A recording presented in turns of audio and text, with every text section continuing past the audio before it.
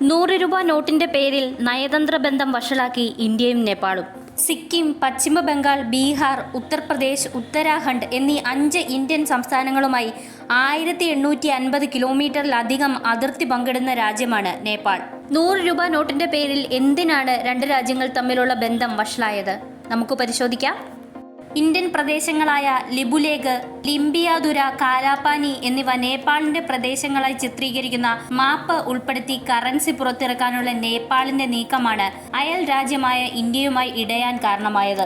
ഉത്തരാഖണ്ഡിൽ ഉൾപ്പെട്ട പ്രദേശങ്ങളാണ് ലിപുലേഖ്, കാലാപാനി, ലിംബിയാതുര എന്നിവ.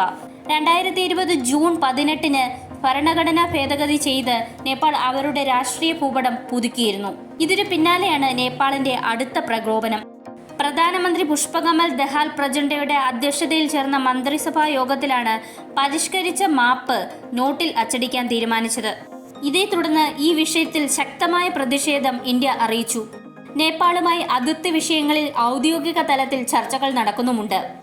അതേസമയം ഭൂപട പരിഷ്കരണത്തിനു പിന്നാലെ തന്നെ കാലാപാനിക്ക് സമീപം പട്ടാള ക്യാമ്പ് സ്ഥാപിക്കാനും നേപ്പാൾ സൈന്യം നടപടിയെടുത്തിരുന്നു. നേപ്പാളിന്റെ ഇത്തരത്തിലുള്ള നീക്കങ്ങൾ ഇന്ത്യ നേപ്പാൾ ബന്ധം കൂടുതൽ കലുഷിതമാക്കുകയേ ഉള്ളൂ.